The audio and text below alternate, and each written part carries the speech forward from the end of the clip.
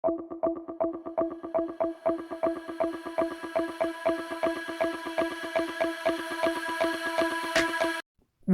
if I told you that Africa doesn't have just one capital?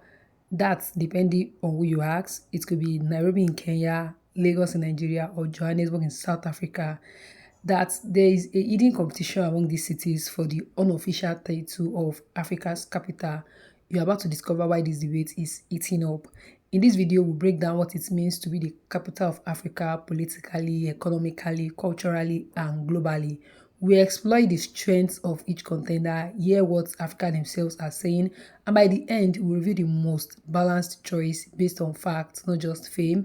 Before we dive in, don't forget to hit the subscribe button and turn on the notification bell so you never miss deep dives like this into African culture, history, and identity. Drop your thoughts in the comments. Which city do you think deserves the crown? When we think of a capital city, we usually think of politics like Washington, D.C. or London, but for Africa, a continent with 54 countries, there is no single capital city. Still, the term capital of Africa is often used symbolically. It represents a city that embodies African influence, economic power, cultural depth, and global presence. Nairobi, the heart of East Africa, often comes up in this discussion, is the political and diplomatic hub of the region, home to major global organizations like the United Nations Environment Programme and the UN Habitat Headquarters. Nairobi is seen by many as the voice of modern African diplomacy. But shift your eyes west and you land in Lagos, Africa's bustling megacity. With over 20 million people, it's not even Nigeria's political capital, but it runs the show economically and culturally. Lagos is the engine of Nollywood, Africa's music powerhouse, and one of the fastest growing tech ecosystems on the continent. Then there is Johannesburg, the economic lion of the south. Joburg boasts Africa's biggest stock exchange, towering skyscrapers, and multinational companies. It's often considered Africa's financial nerve center, especially for investment and business. So, what makes a city the real capital of Africa? Let's break it down into four lenses: diplomatic influence, economic power, cultural impact, and international recognition. Diplomatically, Nairobi is unmatched. Kenya's stable political climate and role as a mediator in East African conflict have positioned Nairobi as a regional powerhouse. With direct international links to the UN and embassies from across the globe, Nairobi has a seat at many important tables. On the economic front, Johannesburg takes the lead. South Africa remains Africa's most industrialized economy, and Johannesburg is its beating heart. From mining to banking to retail, Joburg leads in infrastructure and corporate presence. Culturally, Lagos dominates, whether it's Afrobeat stars like Burna Boy, Wizkid, and Davido, or blockbuster Nollywood films. Lagos drives Africa's cultural export. It's young, vibrant, chaotic, and alive, the perfect metaphor for the new Africa. And let's not forget that Lagos is also home to Yaba, Silicon Valley, where Nigeria's booming tech scene has made waves with fintech giants like Flutterwave and Paystack. Investors are watching, and many are calling Lagos the future of African innovation.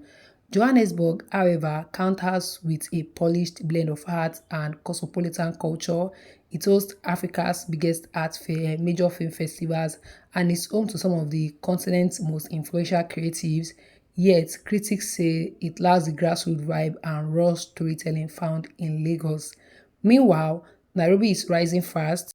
It combines East African authenticity with an international flair. Nairobi's growing middle class and creative sector are challenging stereotypes.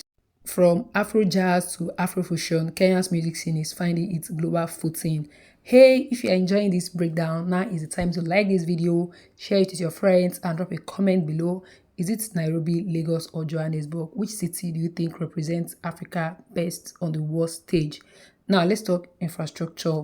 Johannesburg's road, airports, and urban systems are among Africa's most developed. You feel like you're in a mini Europe, especially in districts like Santon. It's a model many African cities aspire to. Lagos, on the other hand, struggles with congestion, housing, and electricity, but the people's resilience and the city's innovation culture often compensate for its infrastructural gaps. Despite its chaos, Lagos keeps creating success stories. Nairobi is in between. While it faces challenges like traffic and pollution, it has invested in things like digital transport systems, green buildings, and youth innovation hubs. Its blend of nature and city give it a unique charm.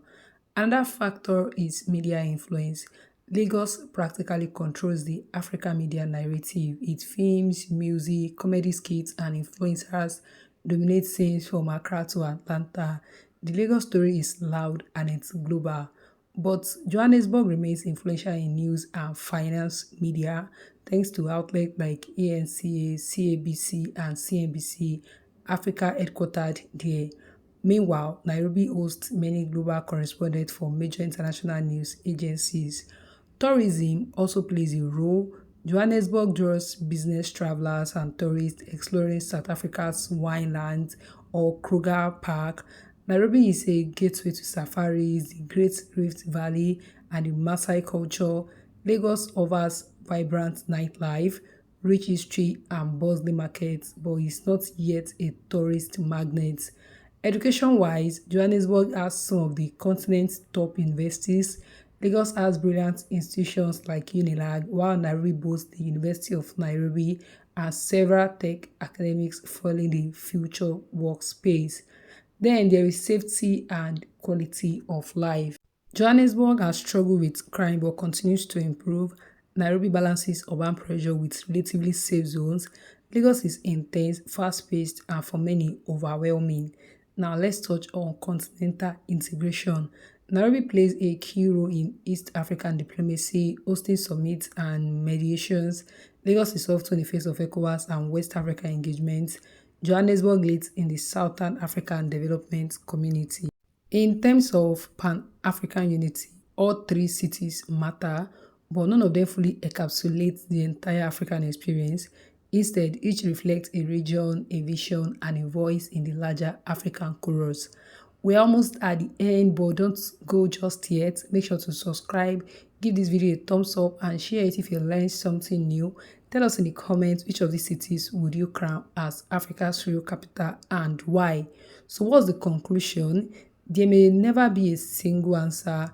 Nairobi is Africa's diplomatic capital, Lagos is its cultural and innovation capital, Johannesburg remains its financial and business capital. Africa is too vast, diverse, and dynamic to be defined by one city, but together, these three represent the beating heart of a continent on the rise. Maybe, just maybe, the real capital of Africa isn't one city at all, it's the collective pulse of these urban giants working together, driving change and defining Africa's future. So thanks for watching. Keep the conversation going below and remember Africa isn't waiting to be discovered, it's already leading.